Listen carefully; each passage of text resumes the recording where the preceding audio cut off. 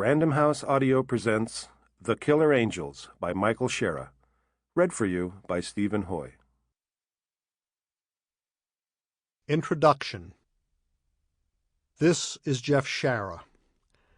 In 1964, a 12-year-old boy followed his father across a mile-long stretch of open ground, walking in the very footsteps of the men who, a century earlier, had made the most catastrophic massed assault in our history. We know the assault today as Pickett's Charge, and we can still walk that ground through the center of the enormous battlefield that spreads beyond the charming town of Gettysburg, Pennsylvania. All across the mile of grassy pasture, the father told the boy the story of what happened there, told the story of a man named Lewis Armistead, a Southerner, who led his men in that charge up toward Union soldiers commanded by a man named Hancock.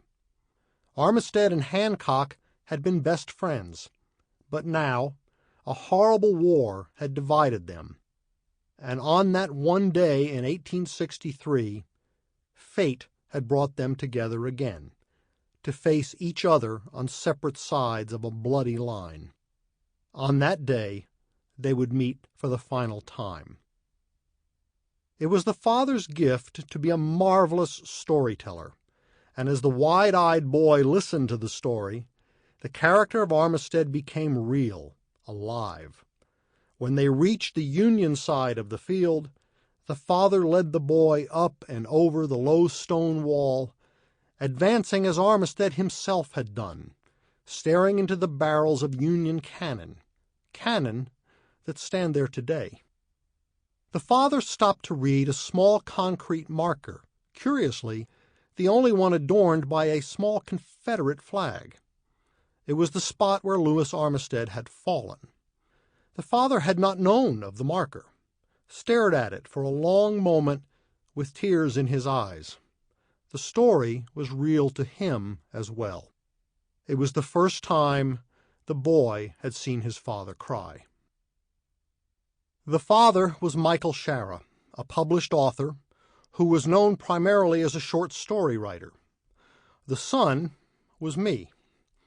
Our visit to Gettysburg was about discovery, a family of tourists wandering through the trees and pathways, a boy and his young sister climbing on cannons while their parents read the hundreds of plaques, learning the names, some familiar, Lee and Longstreet, some not so familiar, Reynolds and Buford. We climbed the hills as well, one in particular, a rocky prominence called Little Round Top, where the father was drawn to another monument that detailed the little-known group of Union soldiers who had held the end of the line, the tail end of the entire Union position, against a relentless attack by Confederate troops. That unit was the 20th Maine. Their commander was Colonel Joshua Lawrence Chamberlain. Chamberlain had been a college professor, was a master of language, a man who, above all else, wanted to be a soldier. My father became excited about this character, felt immediately that he knew him. They were the same kind of man. That vacation inspired my father to begin an odyssey that took 7 years to complete, and the result was a manuscript that he titled The Killer Angels. Michael Shaara was no historian, was not bound by any conventional rules on how to tell a story about what happened at Gettysburg.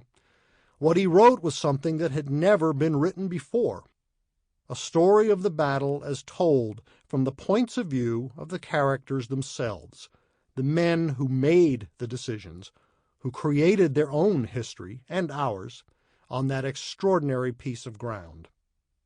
It was a novel, something different as well, because his story took you into the minds of each character, put words in their mouths, something no historian would dare to do.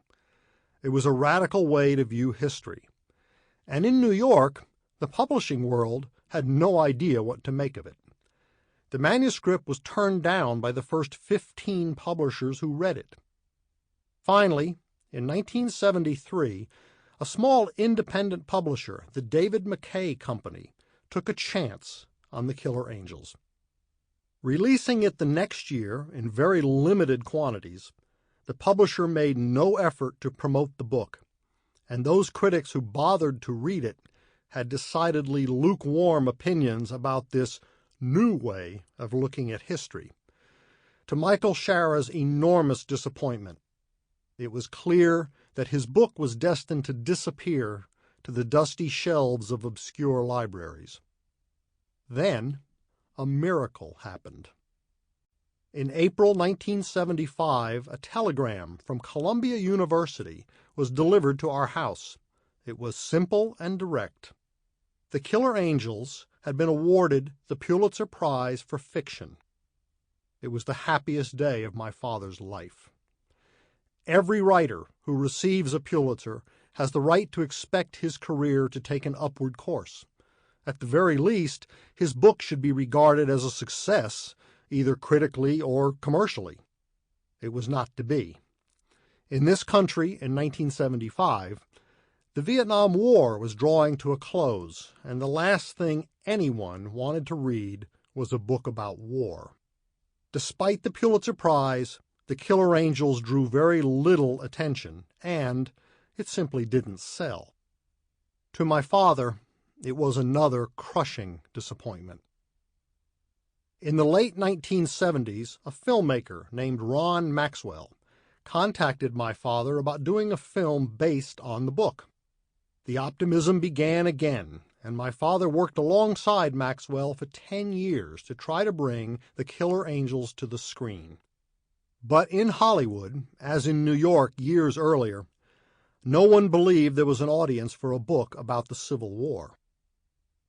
Throughout the 1970s and 80s, my father's health deteriorated. He suffered both from heart disease and the effects of a brutal motorcycle accident.